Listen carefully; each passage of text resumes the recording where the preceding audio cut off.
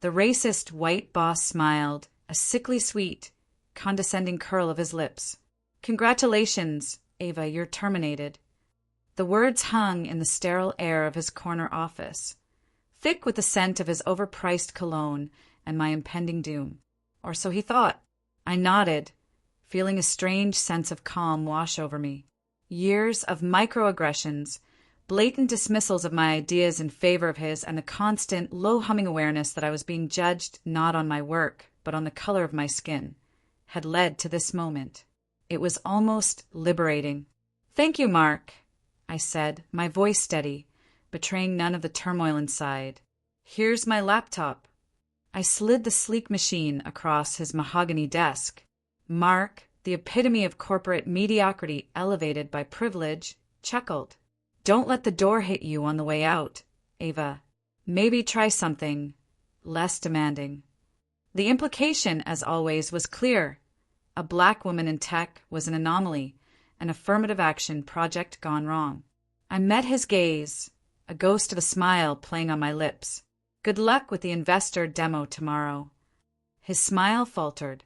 "It's just another day at the office, Ava." "Is it?" I asked, letting the question hang in the air as I turned and walked towards the two security guards flanking the door. They were young, fresh-faced, probably making barely enough to afford rent in this overpriced city. They looked uncomfortable but followed protocol. As they escorted me out, past the open plan office where my former colleagues pretended not to notice, I smiled. It wasn't a triumphant, teeth-baring grin. It was a quiet, knowing smile, the kind that said, "You have no idea what's coming." The hidden code would activate in 10 minutes. My mind raced back to the genesis of this plan. It wasn't born out of spite, not initially. It was survival. I'd always been a high achiever. Code was in my blood, a language I understood better than most people understood their native tongue. I'd poured my heart and soul into Project Phoenix, the AI-driven marketing platform that was supposed to revolutionize how Sterling Tech connected with its customers. But Mark, in his infinite wisdom, decided my ideas were too niche. Too black, he might as well have said. He watered down my algorithms, replaced my innovative UI with a bland, generic template, and took credit for the core architecture, presenting it as his own visionary creation. That's when the seed of rebellion was planted. It started small, a tiny subroutine tucked away in the depths of the code. A kill switch, I called it in my head, just in case. As the months went on, Mark's incompetence became increasingly apparent. He made disastrous decisions, ignored my warnings, and surrounded himself with yes-men who validated his every delusion. Project Phoenix, the platform that could have saved Sterling Tech from its slow decline, was now a Frankensteinian mess, riddled with bugs and prone to catastrophic failures. That's when the kill switch evolved. It became smarter. It learned from Mark's mistakes, identified the weaknesses in his revisions, and began to subtly rewrite itself, weaving a complex web of algorithmic chaos. It was my masterpiece, born of frustration and fueled by a desire for justice. Now, as I sat in the back of a taxi, watching the Sterling Tech building recede in the distance, the timer was ticking. 10 minutes. My phone buzzed. It was a text from my best friend, Keisha. "Girl, you okay? Heard what happened. Meet me at the joint?" "On my way," I replied, a genuine smile finally spreading across my face. "Drinks are on me. Got a story to tell. 9 minutes. I pulled up Twitter, searching for #SterlingTech. Nothing yet. Just the usual corporate platitudes and self-congratulatory posts. The calm before the storm. 8 minutes. The taxi pulled up to the joint, a cozy, dimly lit bar in Brooklyn known for its strong cocktails and even stronger sense of community. Keisha was already there, holding court at our usual table. "Ava Du Bois!" she exclaimed, throwing her arms around me. "Girl, what happened? Spill." I ordered a double bourbon neat. Let's just say Mark finally showed his true colors. 7 minutes. My phone buzzed again. This time it was a news alert. Sterling Tech stock plummets after unexpected system outage. I raised an eyebrow. Unexpected, indeed. 6 minutes. I took a long sip of my bourbon, savoring the burn. Remember Project Phoenix?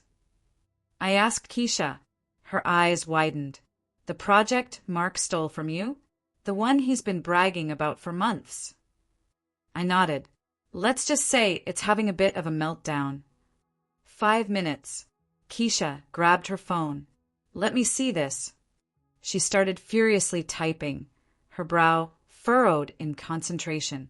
For minutes, more news alerts flooded my phone. Sterling Tech investor demo postponed due to technical difficulties. Experts baffled by unprecedented AI anomaly at Sterling Tech. Social media explodes with hashtag Sterling Tech fail. 3 minutes. Keisha let out a whoop of laughter. Girl, you are a genius. The AI is writing haikus about Mark's incompetence, and it's posting them on the company's official Twitter account. 2 minutes. I grinned. The code was working exactly as planned. It wasn't just shutting down the system. It was exposing Mark's lies, his incompetence, and his blatant racism for the world to see. The AI was auditing the company's emails and revealing all the dirty secrets. 1 minute. My phone rang. It was Mark. I let it go to voicemail. 0 minutes. The joint erupted in cheers as someone turned up the volume on the bar's TV. A news anchor was reporting live from outside Sterling Tech headquarters. Behind her, a chaotic scene unfolded. Employees milling around looking confused, executives shouting into their phones, and a giant projection screen displaying the words Sterling Tech, where innovation goes to die in bright neon pink. I raised my glass. To algorithmic karma, I said. Keisha clinked her glass against mine. And to Ava Du Bois, the queen of code and the destroyer of terrible bosses. The night unfolded in a blur of celebration, laughter, and schadenfreude. I told Keisha everything, from the subtle digs about my hair to the outright theft of my ideas. She listened, her eyes blazing with righteous anger, and then we both laughed until our sides ached. The next morning, I woke up to a deluge of messages, job offers from rival tech companies, interview requests from major news outlets, and a LinkedIn notification that I had been endorsed for AI wizardry by hundreds of strangers. Mark, on the other hand, was nowhere to be found. He had reportedly been escorted out of Sterling Tech headquarters in disgrace, his career in tatters. The board of directors had launched an internal investigation, and several other executives were rumored to be on the chopping block. Sterling Tech, once a titan of the industry, was now a laughingstock. Its stock price continued to plummet, and its reputation was in ruins. The company was forced to issue a public apology for its unacceptable behavior and pledged to do better in the future.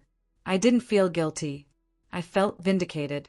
I had used my skills, my intelligence, and my understanding of the system to fight back against injustice. I had turned Mark's racism and incompetence into a weapon, and I had wielded it with devastating precision. But the real victory wasn't just about punishing Mark. It was about creating a space for other Black women in tech to thrive. It was about showing the world that we are not just niche or affirmative action projects.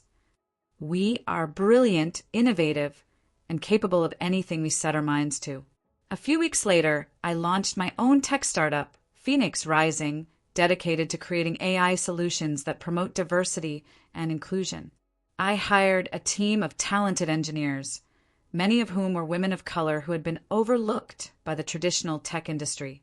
And as I sat in my own corner office, overlooking the bustling city, I couldn't help but smile. The racist white boss had thought he was terminating me, but in reality, he had just unleashed my full potential. The phone rang. It was a number I didn't recognize. Curiosity piqued, I answered. Ava Du Bois, a hesitant voice asked. Speaking. This is Carol from Sterling Tech. From HR. My eyebrows shot up. Yes, Carol. What can I do for you? There was a prolonged silence, punctuated by a nervous cough. Well, Ava, given the situation, we were hoping you might reconsider your termination. I nearly choked on my water. Reconsider? Carol, are you serious? After everything. Look, Ava, I know things didn't go down the way they should have. But Sterling Tech is, well, it's not the same place anymore. The board has cleaned house. They're implementing new diversity initiatives. And she paused. They're desperate to fix the mess with Project Phoenix. I leaned back in my chair, a slow smile spreading across my face. The audacity. So let me get this straight. After Mark fired me, after he stole my ideas, after he tried to destroy my career, you want me to come back and clean up his mess? We're prepared to offer you a significant compensation package, a leadership role, whatever it takes. The silence stretched between us, thick with unspoken words. I thought about all the sleepless nights, the constant battles against prejudice, the sheer frustration of being underestimated. Carol, I said finally, my voice low and steady, I have a counteroffer. She perked up. We're listening. Sterling Tech will publicly apologize for its discriminatory practices. You will donate a substantial amount to organizations that support Black women in STEM. And, I added with a glint in my eye, you will rename Project Phoenix the Ava Du Bois Initiative and credit me as its sole creator. I could hear Carol's sharp intake of breath. That's a lot to ask, Ava. It's what I deserve. And frankly, it's the only way Sterling Tech can even begin to repair its reputation. She hesitated. I'll have to take this to the board. Of course. But tell them this. The clock is ticking. Every day they delay, the deeper they sink. I paused for dramatic effect. And Carol, one more thing. Yes. Tell Mark I said hi. I hung up the phone, feeling a surge of satisfaction. I didn't expect them to accept my terms, but I wanted them to know that I was in control now, that the power had shifted. Later that day, I received a notification. Sterling Tech had announced a press conference. I tuned in, curious to see what they would say. The new CEO, a woman, stood behind a podium, her face etched with humility. On behalf of Sterling Tech, she began, I want to offer a sincere apology for our past failures. We recognize that we have not created a welcoming and inclusive environment for all employees, and we are committed to doing better. She went on to announce the company's new diversity initiatives and the donation to Black women in STEM organizations. And then she uttered the words I had been waiting for. Effective immediately, Project Phoenix will be renamed the Ava Du Bois Initiative. We are proud to acknowledge Ms. Du Bois as the visionary behind this groundbreaking technology, and we are grateful for her contributions. I smiled. It wasn't a complete victory. Mark was still out there, likely licking his wounds and plotting his next move. But it was a start, a small step towards a more just and equitable world. And as I looked out at the same city that had once seemed so hostile and unwelcoming, I felt a sense of hope. I had turned my pain into power, my anger into action. And I had shown the world that even the most entrenched systems of oppression can be brought down by a little bit of code and a whole lot of determination. The next chapter of my life was just beginning, and I couldn't wait to see what algorithmic karma had in store for me next.